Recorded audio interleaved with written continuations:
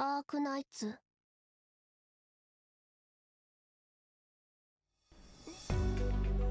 Hey guys, the next new 6-star banner for Global is near. They'll probably either Phalanx banner or Carnelian banner. Today I'll be talking about Carnelian specifically. But before that, let me introduce you to our sponsor today. Today's video is sponsored by LDPlayer. LDPlayer is a free Android emulator to play mobile games on PC with mouse and console. It provides the fastest performance for Android gaming, supports various Windows systems and most popular apps and games. It allows you to have smooth gameplay and stable connection, while also supports multiple accounts simultaneously so you can play multiple games such as Arknights at once. You can download now from the official site or via the link in the description. Back to the topic. To talk about Carnelian, first we need to understand a new mechanism which you bring, which is charge skill. Basically, all her skills have 2 SP bar. When the first is full, the second will start filling. Once they are all filled up, the skill will gain additional effect.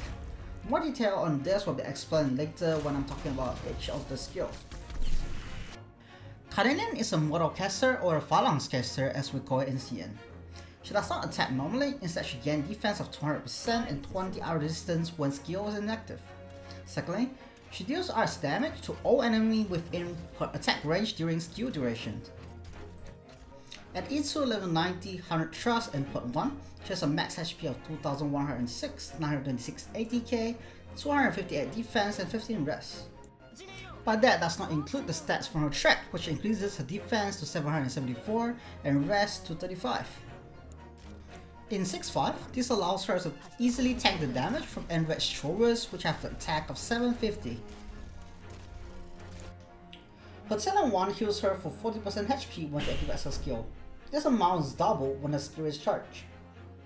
Her talent 2 however increases her SP recovery speed by 0.6 per second when overcharging. This effect is additive with SP aura from the likes of Plutopsis and Mostima.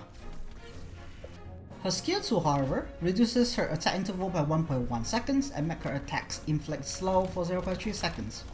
When charged, it gives 20% ATK and the slow effect exchange to bind for 0.6 seconds. This skill takes 25 seconds to charge and total of 41 seconds to overcharge, thanks to her talent. The damage difference between the uncharged and charged version of skill 2 is about 5000, but the more important part of it is the control it provides, as you can see in the comparison below. The charged version is much more potent at controlling enemy compared to the uncharged version. Marok here can barely move, so you should almost always use the charged version of the skill for controlling enemies. If you have Arc S3M3 as well, you can combo him with Carnelian S2 to make enemy completely unable to move, as it will reduce Carnelian's attack interval to 0.6 seconds, while Carnelian S2 applies 0.6 second bind.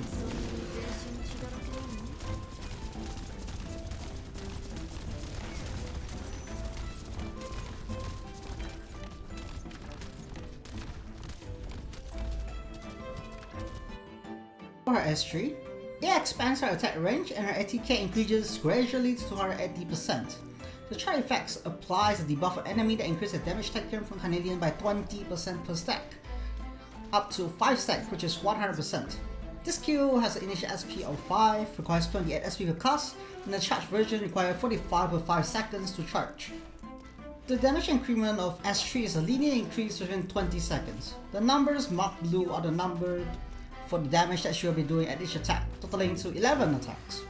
The overcharged stacks are simply additive to maximum 100%. Note that when she does her first hit, that hit is already gonna be buffed with 20%. S3's total damage as shown in the table is commonly compared to AI S3, which is capable of much higher total damage. Even the charged version's damage is only when enemy gets it from the first hit until the end, hence getting full stack from 5th hits onward. However, it's worth mentioning that AI S3 has much higher initial SP and also SP cost compared to Carnelian. Hence AI is more suited for heli drop, while Carnelian is better used as a stationary operator to constantly help clearing out mobs. It is not always necessary to use overcharged version of Carnelian S3 to clear mobs however. For instance, in this map, she can clear most of the wave with just uncharged version. She only really needs charged version for more problematic elite mobs. For example, in this part, Carnelian used her overcharged version of S3 to deal damage to Crown Slayer towards the end while also taking care of the mobs. so that monster can finish Conslayer off on the left.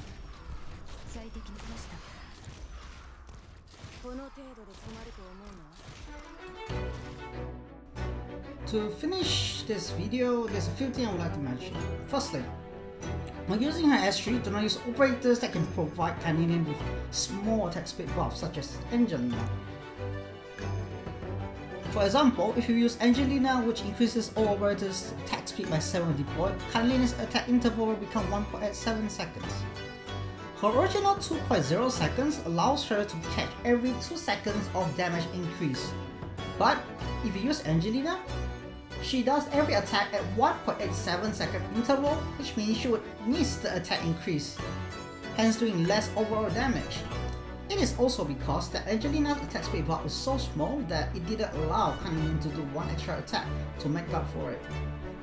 Secondly, Carnelian can tank out S3 without any help when her skill is inactive, since she has 774 defense while Arc does 500 physical damage per hit. Abuse this combo if you want to, as it is easy to pull off and the buff from Arc is very significant, especially when used with S2 of Carnelian. Should you pull Carnelian? Carnelian is a modal caster, which means she doesn't attack with her skill, although she's tanking when skill is not activated.